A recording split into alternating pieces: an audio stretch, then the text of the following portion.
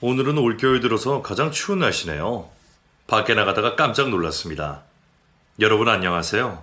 저는 딸 자식 다 키워놓고 지금은 취미로 필라테스를 하면서 건강관리를 하고 있는 50대 후반의 여자입니다. 제가 딸을 좀 늦게 낳았거든요. 딸은 지금 딱 결혼 정년기의 나이입니다. 그런데 벌써 내년이면 초등학교 3학년이 되는 아들이 있어요. 이게 무슨 뚱딴지 같은 소리냐 궁금하시죠? 딱 까놓고 말씀드리자면 제 소중한 딸을 어린 나이에 미혼모로 만든 몹쓸 놈이 있었습니다. 한창 꾸미고 놀고 싶을 20대 젊은 나이에 애 키우며 고군분투하던 딸의 모습을 볼 때마다 어찌나 마음이 아팠는지 몰라요. 그리고 딸을 그렇게 만든 놈을 찢어발겨 죽이고 싶을 정도로 원망이 많았습니다. 여자가 한을 품으면 온 6월에도 서리가 내린다고 하는데 저희 가족 2명이 그놈에게 한을 품고 있었어요. 죽은 남편도 마찬가지였고요. 당시에 잡아다 족치고 싶은 마음은 굴뚝 같았는데 막상 제가 할 수 있는 일이 없어서 속만 태웠습니다. 그저 하늘의 심판을 언젠가는 받으리라, 꼭 지가 지은 죄값을 받으리라 기도하고 기도했어요. 그런데 그 심판을 제 손으로 직접 한 날이 오게 될 줄 누가 알았겠습니까? 원수는 외나무 다리에서 만난다고 하잖아요. 이만 부득부득 갈고 있었는데 그놈이 어떻게 제 발로 걸어 들어왔어요. 저는 그 기회를 놓치지 않고 아주 꽉 깨물어서 외나무 낭떠러지 아래로 떨어뜨릴 수 있었습니다. 비록 딸에게 죄 지은 것에 대한 벌은 아니었지만 나쁜 놈은 한 가지만 하지 않더라고요. 제가 평소에 이곳에 올라오는 사연들을 들으면서 위안을 많이 받았습니다. 혹여나 저희와 같은 일을 겪으신 분이 있다면 대리만족을 하실 수 있으면 좋겠다는 작은 바람으로 저희 이야기를 적어보려고 해요. 그럼 지금부터 그 이야기를 여러분에게 전해드리겠습니다. 우선 저는 남편과 결혼 초에는 사이가 그다지 좋진 않았습니다. 남편은 정말 고지식한 사람이었어요. 게다가 나이도 저보다 10살이나 많았거든요. 저에게 하라는 것보다 하지 말라는 것이 더 많았던 사람입니다. 여보, 나 돈 벌러 나가고 싶어. 나 일할래. 윤정아, 네가 뭐 돈을 번다고 그래. 나가면 힘드니 투성인데. 야, 됐어. 집에서 살림이나 해. 처음에는 그게 저를 위해줘서 그러는 거라고 생각했는데 점점 제 숨통을 조여왔어요. 남편은 저를 완전히 어린애 취급했습니다. 사사건건 간섭하고 혼수를 뒀어요. 생활비도 빠듯하게 줘서 제가 좋아하던 과일을 사 먹을 돈도 부족할 정도였으니까 말 다 했죠. 남편과 저는 제가 수련생으로 일하던 미용실에서 처음 만났어요. 남편은 제가 일했던 가게의 단골 손님이었습니다. 남편이 먼저 저에게 호감을 보였고 적극적으로 구애해서 22 어린 나이에 저는 뭣도 모르고 결혼을 했던 겁니다. 윤정 씨 언제까지 미용실에서 사람들 머리나 감겨줄 거예요? 예? 글쎄요. 이게 제 일인데요. 미용사 할 때까지는 해야죠. 나중에 안 되면 제빵사도 하려고 이미 자격증 다 따놨어요. 그러지 말고 나랑 삽시다. 내가 평생 윤정 씨 편하게 해줄게요. 무뚝뚝하기는 했지만 그 말 속에 진심이 들어있다고 느꼈습니다. 사실 제가 화목한 가정에서 자란 게 아니라서 얼른 화목한 가정을 이루고 싶다는 욕망이 크기는 했어요. 저는 이혼한 부모님 사이를 짐짝처럼 오고 가며 살았거든요. 어딜 가나 환영받지 못하는 삶이었습니다. 그런데 남편 저에게 사랑을 주지 못한 아빠보다 더 진정한 사랑을 주는 사람이라고 생각했어요. 고지식하고 구두쇠인 성격만 빼면 뭐 그렇게 몹쓸 정도로 나쁜 사람은 아니었죠. 그게 너무 심해서 문제가 될 때가 있기는 했지만요. 아무튼 결혼을 하고 나서 저희는 이상하게 아이가 생기지 않았습니다. 남편도 저도 아이를 간절히 원하고 있었거든요. 병원에 가서 검사를 하니 남편에게 문제가 있다고 했어요. 그때 이후로 절망에 빠져서 살았어요. 꼭 자식을 낳아 키우고 싶었던 제 꿈이 사라져버렸으니까요. 그리고 저는 남편이 잔소리를 해도 듣지 않고 빵가게에 가서 빵을 굽는 일을 했습니다. 일 당장 그만둬. 애도 안 키우는데 맨날 방구석에서 혼자 벽만 보고 뭐해. 나 일할 거야. 말리지 마. 애 낳으면 되잖아. 못 낳는다잖아. 그럼 시험과 아이라도 하자고. 남편은 그걸 극구 하기 싫다고 했었거든요. 정말? 할 거야? 그래, 하자. 결혼 4년차가 되고 나서야 남편과 저는 시험관 아이를 갖기 위해서 시도를 했습니다. 물론 쉽지는 않았어요. 하지만 하면 할수록 자꾸만 오기가 생기더라고요. 꼭 남편과 저를 닮은 아이를 낳고 싶다는 욕심이 커져만 갔습니다. 남편은 당시에 목수 일을 하고 있었어요. 꽤 재주가 좋아서 돈은 잘 버는 것 같았는데 저에게 월급 통장을 보여준 적은 한 번도 없습니다. 짠돌이도 그런 짠돌이가 없었어요. 당시에는 속이 타들어가는 것 같았는데 이제는 남편이 왜 그랬는지 조금은 이해합니다. 가장으로서의 책임감 때문이었을 거예요. 결혼 초에는 그 짐을 나눠들면 좋았을 텐데 혼자서 짊어지고 가려고 하다 보니 본인도 저도 심적으로 힘이 들었던 겁니다. 아무튼 그렇게 어렵게 아이를 가지려고 시도를 해도 몇 번이나 실패를 해서 점점 지쳐갔어요. 당시에 남편이 마흔이 다 되어가는 나이였고 이제는 포기할까 싶었을 때 선물처럼 임신을 하게 되었습니다. 그 사실을 알았을 때는 하늘을 날아갈 것처럼 기뻤어요. 여보, 나 드디어 임신했어. 이제 4주차래요. 나 너무 행복해. 제가 들떠서 그렇게 말했는데 평상시 차분하게만 하던 남편 후 입이 찢어져라 웃으며 저를 안아주었습니다. 고생했어 윤정아. 진짜 내가 그동안 얼마나 죄스럽던지. 고마워. 그 말을 하면서 눈물까지 흘리더라고요. 티를 내진 않았지만 저만큼이나 남편도 애를 탔던 모양입니다. 아이를 임신하고 나서부터 남편도 조금씩 변해갔어요. 고지식하고 무뚝뚝하기만 했던 남편이 저에게 애정 표현을 하기 시작했습니다. 너 딸기 먹고 싶댔잖아. 어서 씻어 먹어. 당신, 내가 아는 사람 맞지? 귀신 아니지? 아이, 민망하게 왜 그래? 먹어. 내 씻어다 줘. 그래 좀 완전 땡큐죠. 고마워요 여보. 그나저나 딸을 낳으려나? 과일 많이 먹네. 남편의 말에 제가 괜히 입이 삐죽해서 대답했습니다. 왜? 딸 낳으면 수박 넣을 거야? 하서라. 요즘 세상에 딸이고 아들이고 뭐가 중요해. 건강하게 낳기나 해. 그렇게 남편의 사랑을 받으며 저는 태교에 열중했고 눈에 넣어도 아프지 않을 딸을 낳았습니다. 저와 남편의 예쁜 데만 골라서 닮아서 정말 신기했어요.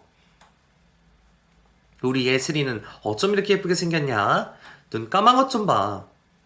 아빠 닮았지 뭐. 그건 아니거든요. 남편은 항상 자기를 닮아서 예쁜 거라고 우겼어요. 그때마다 조금 억울하기는 했지만 그래도 딸의 탄생만으로 마냥 행복했습니다. 아이를 낳고 나서부터는 남편과 제 사이의 불화도 사라졌어요. 제가 꿈에 그리던 완벽한 가정을 이뤄내서 하루하루가 꿈만 같았습니다. 그렇게 저희 부부에게 정말 소중한 딸을 낳아서 남들 하는 건 다 시켜주고 사랑 듬뿍 주면서 열심히 키웠습니다. 딸이 온 집안을 환하게 밝혀주는 것 같았어요. 워낙에 애교도 많고 하고 싶은 것도 많은 건강한 아이였거든요.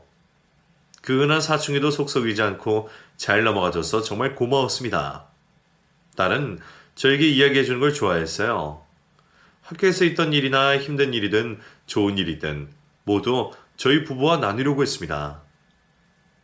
고등학생이 되자 딸의 다른 친구들은 다른 남학교 학생들과 미팅도 하고 연애를 하는 모양이었어요. 엄마, 현정이 알지? 걔는 땡땡고 2학년 오빠랑 연애한대.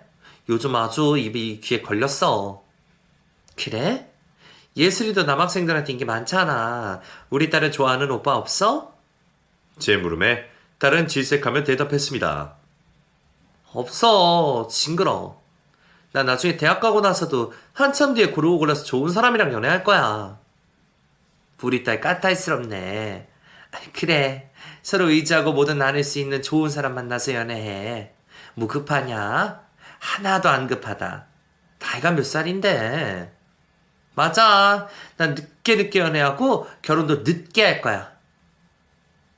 그랬던 저희 딸이 그런 몹쓸 일을 겪게 되리라고는 상상도 하지 못했습니다. 딸은 열심히 공부를 했고 원하던 대학에 원하던 학과로 입학을 했습니다. 그때부터 저희 가족에게는 악몽이 시작되었습니다. 딸의 대학 입학식에는 여러 지역에서 올라온 학생들이 많았어요. 그리고 선배들도 있었고요. 그냥 마냥 아이들로만 보이는 그 애들 중에 제 딸의 인생을 망쳐놓은 한 사람이 있었습니다. 만약 그 사실을 그때 미리 알 수 있었다면 저는 절대로 딸이 학교 MT를 가는 걸 허락하지 않았을 거예요. 그런 생각을 평소에 수백 번도 더 했답니다. 아무튼 딸은 대학생활을 하면서 친구도 많이 사귀었습니다. 그런데 어느 날부터 복학한 선배 한 놈이 제 딸을 따라다닌다고 하더라고요. 우리 딸 학교 생활은 재밌어? 근데 엄마. 왜? 무슨 일 있어? 아니, 우리 과에 군대 다녀서 복학한 선배 한 명이 있거든? 동기들은 그 선배가 잘생겼다고 좋아하는데 나는 뺀질뺀질하고 허세만 많아 보여서 싫어하거든. 근데 그 선배가 자꾸 나한테 사귀자고 들이대.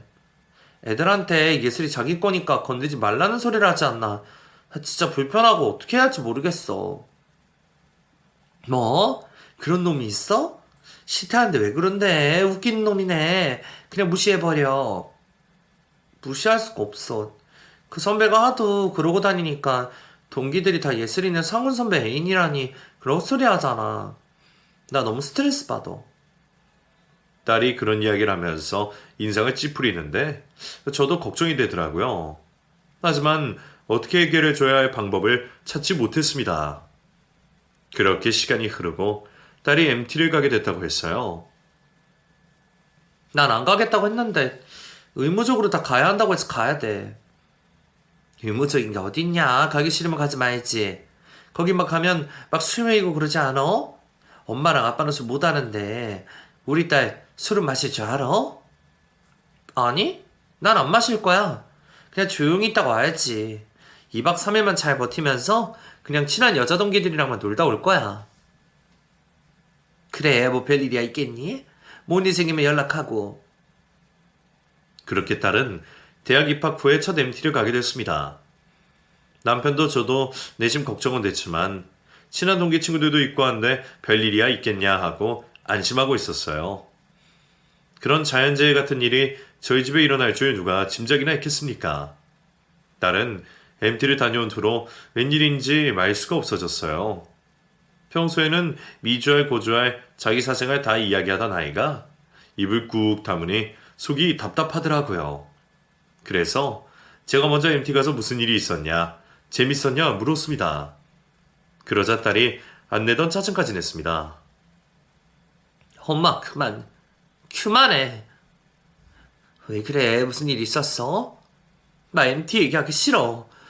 정말 지옥 같았어. 묻지 말아줘, 제발. 딸이 힘없이 그렇게 겨우 말을 꺼내는데 뭔 일이 있었구나 싶어서 걱정이 되기도 시작했어요. 그렇게 3달 가까이 지났을 때였습니다. 딸이 학교에 가지도 않고 자기 방에서 엉엉 울기만 했어요. 저도 남편도 문 열고 이야기 좀 하자고 해도 방 안에서는 딸이 우는 소리만 들렸습니다. 예슬아, 무슨 일이야? 엄마 아빠랑 얘기 좀 하자, 어? 울지 말고 문 좀 열어봐. 그렇게 타일러도 한참을 울기만 하던 딸이 몇 시간이 흐른 뒤 방문을 열고 나왔습니다. 얼마나 울었는지 눈이 퉁퉁 부어서 빨개져 있더라고요. 그리고 나오자마자 저와 남편을 보고 또 바닥에 주저앉아 통곡을 했습니다. 엄마, 아빠, 나 어떡해. 그런데 딸의 손에 뭔가가 쥐어져 있어서 제가 다가가서 딸 손에 쥐어진 걸 빼앗아 들었습니다. 임신 테스트기였어요. 2줄이 그어져 있었습니다. 저는 그걸 보고 심장이 덜컥 내려앉는 기분이었어요. 이게 대체 이게 뭐야? 남편이 물었고 딸이 겨우 대답했습니다. 엄마, 아빠, 나 임신했나 봐요. MT 갔을 때 난 하나도 기억이 안 나는데 그 나쁜 놈이. 정말 청천벽력 같은 소리였습니다. 그리고 딸이 말을 이어갔어요. MT를 가서 선배들이 게임을 하면서 순을 거랬고 딸은 극구 거절을 했다고 했어요. 그런데 분위기 흐린다며 딸에게 핀잔을 놓기에 화가 나서 대접에 가득 담긴 소주와 맥주를 벌컥벌컥 들이켰다고 했습니다. 그리고 정신을 잃었는데 깨어보니 숙소와 떨어진 작은 방에 딸을 쫓아다니던 그 죽일놈의 선배와 단둘이 있었다고 했어요. 나는 아무 기억도 안 나는데 그 선배는 옆에서 코 골면서 자고 있고 너무 무서워서 그냥 도망쳐 나왔어. 내내 기분이 안 좋았는데 그날 이후로 선배가 날 모른 척 하더라고. 그냥 나쁜 꿈 꿨다고 생각하고 넘기려고 했는데 엄마 아빠 나 어떡해.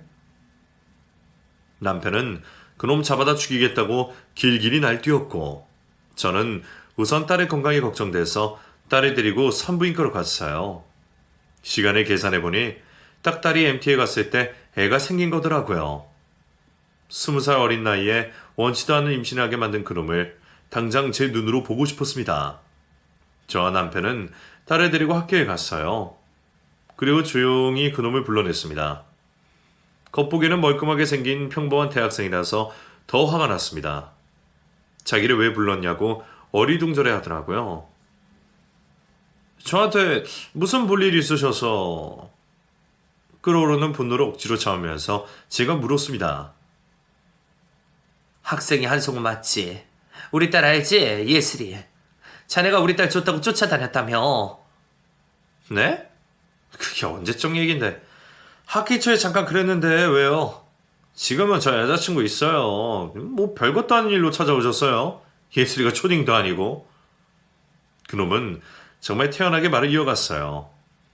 와중에 여자친구가 있다고 말하는데 정말 제 깊은 곳에서부터 분노가 들끓어 올랐습니다. 남편, 저와 마음이 같았는지 화가 나서 벌떡 일어서더니 그 자식의 멱살을 잡고 말했어요. 너 이 자식, 너 이놈. 왜 이러세요? 이거 놓고 말씀하세요. 네 놈이 우리 딸 강제로 임신시켰잖아, 이 자식아. 네가 그러고도 인간이야? 예? 저 예술이랑 사귄 적도 없어요. 무슨 말도 안 되는 말씀이에요. 잘 알고 있어. MT 가서 네가 강제로 우리 딸 술 먹여놓고. 남편은 차마 말을 잊지 못했습니다. 그 말을 듣고 나서야 뭔가 찔리는 게 있는지 그놈 얼굴이 사색이 되더라고요. 그리고는 오히려 적반하장으로 성질을 부렸습니다. 아니, 그때는 다 같이 술 먹고 필름 끊겨서 저도 기억나는 게 없어요. 증거 있어요? 증거 있냐고요? 그 애가 제일한 증거 있어요? 왜 엄한 사람 찾아서 난리예요? 증거? 이런 뻔뻔한 놈을 만나. 애 낳고 친정검사해 보면 나오겠지. 너 이놈 우리가 가만 놔두나 봐라. 아이고 무서워라. 마음대로 하세요. 어떻게 그런 놈이 다 있는지 정말 치가 떨렸습니다. 그날 딸 학교에서 만난 딸의 동기들도 MT 때 그놈이 저희 딸에게 술을 먹이고 이야기 좀 하자고 끌고 나갔다가 돌아오지 않았다는 이야기를 해주었습니다. 하지만 이미 시간이 많이 흘렀고 정황상 그놈의 죄는 확실했지만 어떻게 처벌할 방법이 없어서 애가 탔어요. 딸은 결국 휴학을 선택하고 집에 머물었습니다. 마음은 아프지만 낙태를 하자고 딸에게 권했어요. 하지만 그때 그게 불법이기도 했고 딸은 차마 애를 지울 수 없다고 했습니다. 어떻게 애를 지워? 초음파 사진도 봤는데. 엄마, 난 못 지워. 뭘 결정하지도 못할 만큼 마음이 많이 약해진 딸을 보며 저는 속이 터져나갈 것만 같았습니다. 정말 이러지도 저러지도 못하는 상황이었어요. 꿈 많던 제 딸의 인생이 피기도 전에 이렇게 꺾여버리다니. 정말 그놈을 잡아다가 사지를 지켜 죽이고 싶은 마음뿐이었습니다. 하지만 뭘 어찌할 수 없는 답답한 마음에 옥상에 올라가서 혼자 목이 나갈 정도로 소리를 지르고 내려오는 날이 늘어만 갔습니다. 제가 그러니 딸은 오죽했겠어요. 정말 가슴이 찢어지는 듯이 아픈 나날이었습니다. 그 사이에 딸을 그렇게 만든 파렴치한 쓰레기만도 못한 놈은 도피 유학을 가버렸어요. 아마 딸이 아이를 낳기 전에 지만 살겠다고 유학을 선택한 것이었겠죠. 정말 인간도 아니었습니다. 그런 짓을 저질러 놓고 얼마나 잘 살겠다고 유학까지 가는 건지. 착하고 성실하게 살던 어린 제 딸이 무슨 죄를 지었기에 이런 일을 겪어야 하는 건지 모든 게 원망스럽기만 했습니다. 결국 딸은 미혼모로 아들을 출산했어요. 제가 키워줄 테니 다시 복학을 해서 학업에 열중하라고 했지만 딸은 고집을 부렸습니다. 내가 낳은 앤데 왜 엄마가 고생을 해? 내가 키울 거야. 복학은 나중에 하면 돼. 신경 쓰지 말아요. 그래도 예슬아, 아이, 너 하고 싶던 공부를 해야지. 엄마 괜찮으니까 그냥 학교 복학해. 아니면 다른 학교로 편입하는 건 어떠니? 딸이 그 학교에 안 좋은 기억이 많기에 저는 편입을 하고 다시 공부를 했으면 싶었습니다. 하지만 딸은 애 기저귀 뗄 때까지만이라도 자기가 보겠다고 우겼어요. 그 어린 딸이 애 엄마가 되어서 엄마 노릇을 하려는 걸 보니 정말 가슴이 미어지는 것 같았어요. 남편도 저도 딸의 의견을 존중할 수밖에 없었습니다. 21살의 어린 나이에 애 엄마가 된 딸을 보면서 가슴이 아팠지만 그래도 이왕 태어난 아이니까 다른 생각은 거둬두고 아이를 잘 키워야겠다고 생각했어요. 하지만 딸이 아이를 보고 있는 걸 보면 애가 애를 키우는 것 같아서 마음이 복잡했습니다. 제가 딸을 어렵게 갖고 낳았을 때 정말 축복만 같았는데 이 작은 아이가 무슨 죄인가 싶어서 저는 모든 마음속에 분노를 잊으려 했었습니다. 애 돌이 될 때까지 저도 옆에서 같이 손주를 봐줬어요. 그 무렵부터 남편이 나이도 들고 더 이상 체력이 딸려서 목수일을 그만둔다고 했습니다. 그래서 제가 가게를 차리자고 제안했어요. 여보, 우리 토스트랑 커피 팔까? 장사를 하자고? 그래, 당신은 커피 내리는 거 배워. 난 토스트 만들게. 별로 내키지 않은 남편 옆에서 저는 열심히 토스트를 메뉴를 개발했습니다. 뭐라도 해야 살 것 같았거든요.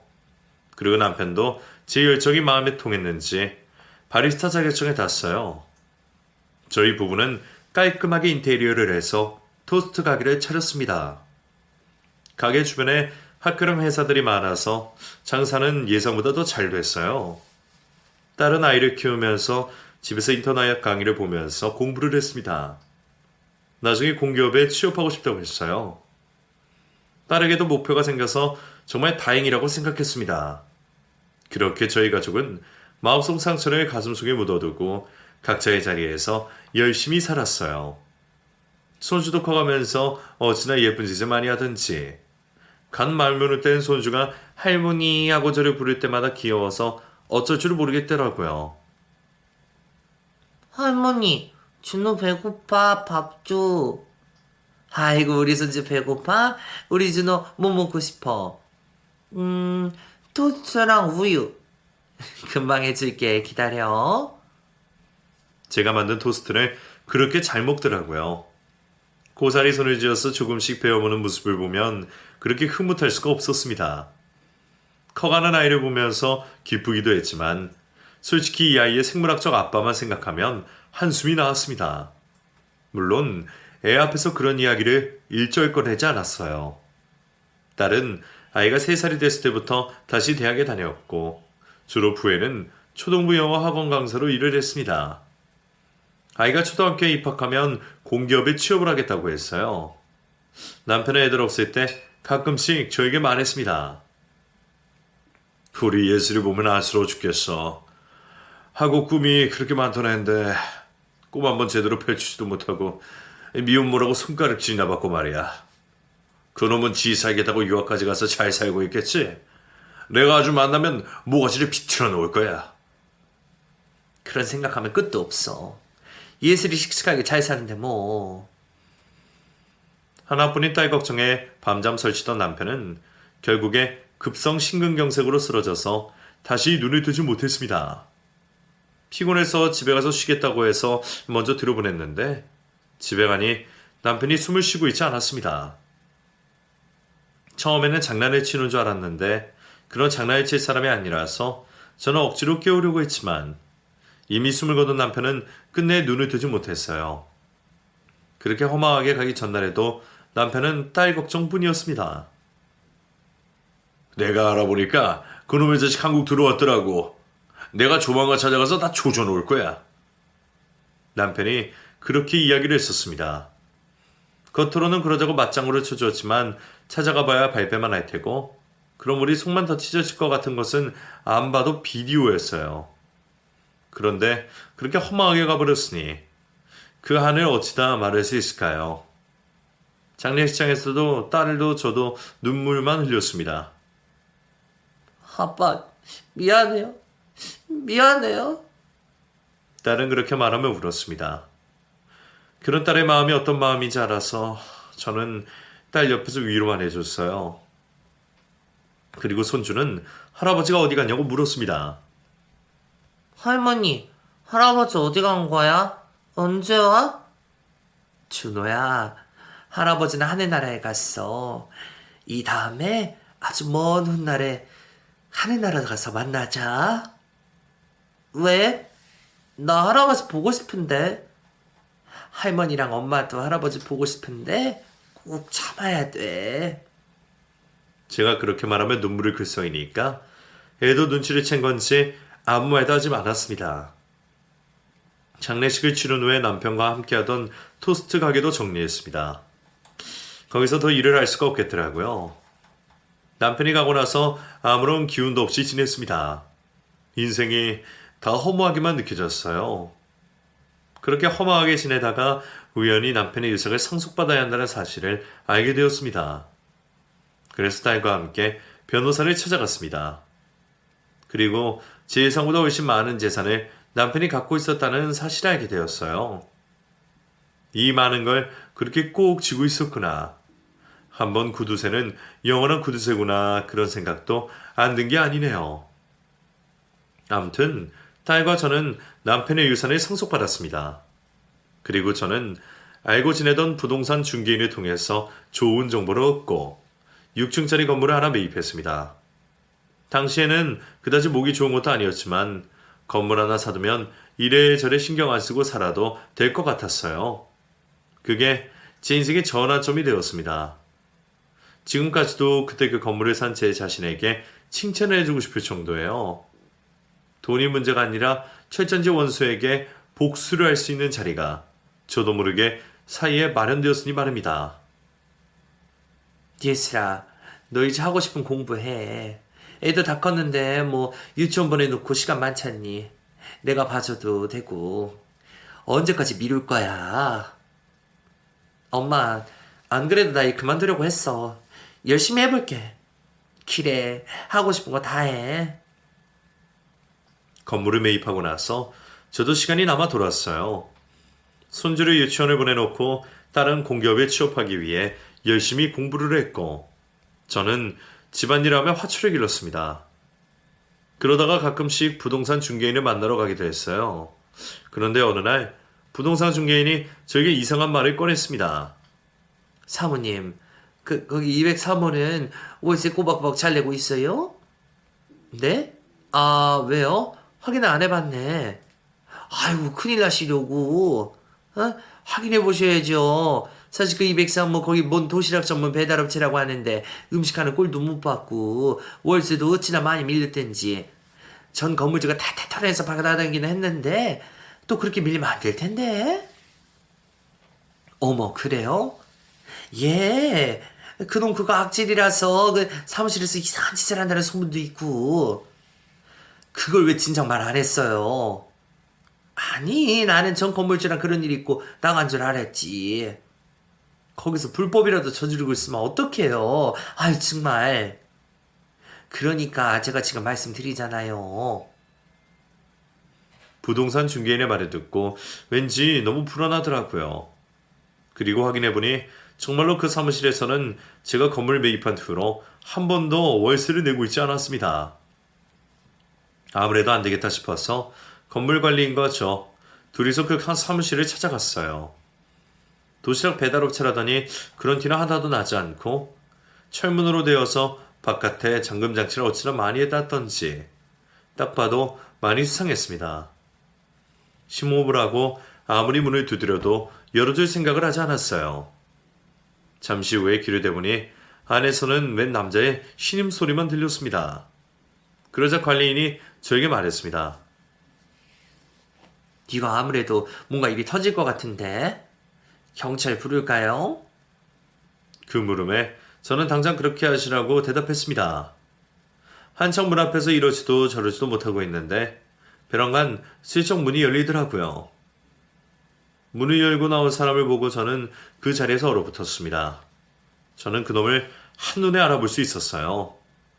너 이 자식. 인상이 예전보다 더 험악해져 있더라고요. 아, 누구세요? 왜 나머지 사무실 앞에서 난리야? 너 나 몰라? 너 예슬이 기억 안 나? 예슬이가 누구? 아, 그때 그 아줌마가 여길 왜?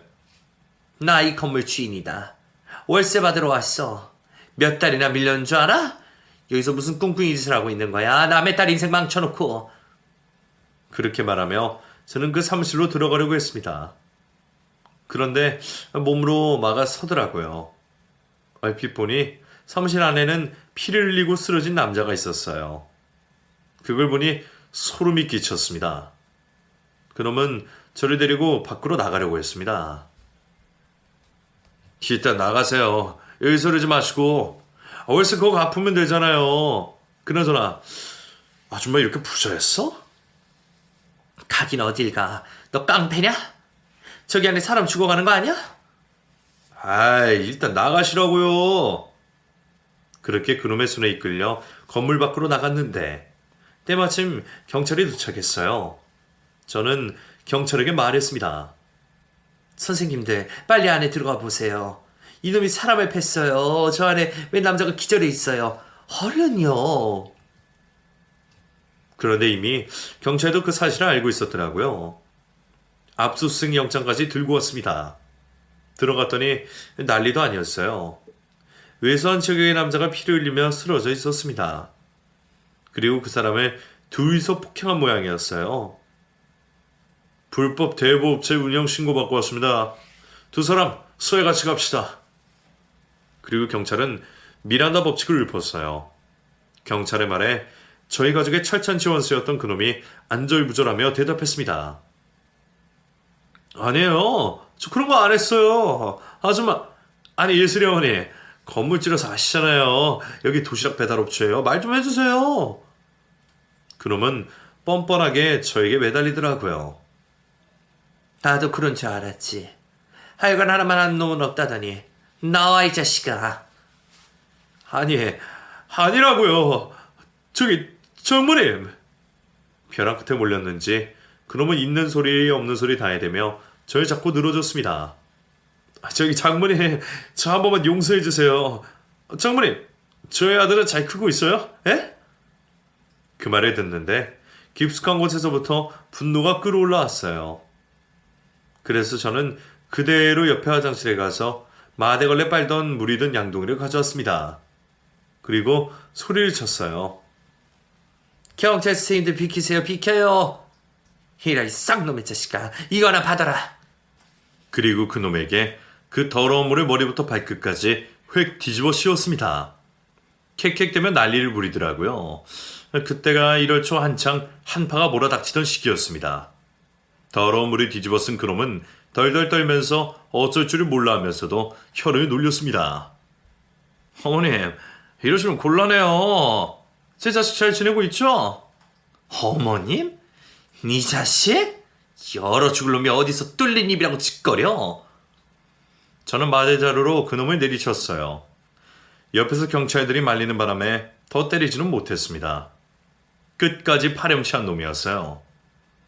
정말로 저한테 이러시면 곤란합니다. 그래 이놈아 말 잘했다. 여기 경찰도 있겠다. 그래 네 지혜 다 말해둘까? 아니, 그게 아니라 그거 공소시효 끝났을 텐데. 그렇게나마 그놈의 입에서 죄를 인정하는 말을 들을 수 있었어요. 그 이야기를 들으니 저는 분통이 터졌습니다. 내 딸 인생 망친 걸로 모자랐냐? 애꿎은 사람들을 왜 괴롭히고 살아? 벌받아 죽을 놈아. 이 에라이 더러운 놈아. 감옥 가서 평생 썩어라. 그놈은 그대로 경찰서로 끌려갔습니다. 알고 보니 배달업체라고 거짓 신고를 하고 제가 매입한 건물 그 사무실에서 불법 대부업체를 운영하고 있었더라고요. 대부업체 운영에 사기까지 치고 다녀서 이미 집행유예를 선고받았던 놈이었습니다. 우리 딸을 그렇게 만들고 도피 유학을 갔던 놈이 사기꾼이 되어서 돌아와 사회 악으로 살고 있었던 거예요. 정말 어처구니가 없었습니다. 소 뒷걸음질하다 쥐잡은 격이긴 했지만 그 천하의 몹쓸 놈을 결국엔 제 손으로 잡을 수 있었던 거예요. 죽은 남편이 마치 저를 그놈 앞으로 데리고 간 것처럼 말입니다. 저는 그날 집에 가서 끙끙 앓았어요. 딸에게 이 사실을 모두 말해줘야 하나 말아야 하나 고민이 됐습니다. 당시에 딸은 공기업 시험 준비 중이었거든요. 그래서 나중에 시험에 합격하고 나면 그때 이야기하기로 마음먹었어요. 결국 몇 달이 지나고 딸은 원하던 기업에 최종 합격을 했습니다. 그리고 그저께서야 저는 제가 그놈을 만났고 그놈을 경찰에 쳐낸다는 얘기를 해주셨어요. 처음에는 깜짝 놀라더니 담담하게 제 얘기를 다 듣고 딸이 말했습니다. 엄마, 고생이 많았네. 에휴, 그냥 말해도 되는데 왜 지금까지 얘기 안 했어? 괜히 또 소갈이 했구나. 난 우리 딸 걱정돼서. 아무튼 그놈 징역 5년 받았다더라. 그게 말이냐 방구냐? 어떻게 그렇게 나쁜 놈이 징역 그것밖에 안 받아? 그놈은 사회에 나오면 안 돼. 제 말에 딸이 대답했습니다. 이미 지난 일이야. 난 사실 그 인간이 괜히 우리 준호 만나서 난리칠까봐 그게 무서워. 근데 이미 다 각오하고 있어. 난 예전처럼 약한 사람이 아니야. 나 이제 누구보다 단단하니까. 엄마 걱정하지 마세요. 내 걱정도 이제 그만하고. 그래 예슬아, 그놈 그거 싹 다 잊고 준우랑 우리 셋이서 잘 살자. 그리고 그놈 이미 결혼해서 애도 있다더라. 그런 놈이 무슨 염치로 또 우리 아들 몹쓸 짓을 하겠니? 그래요?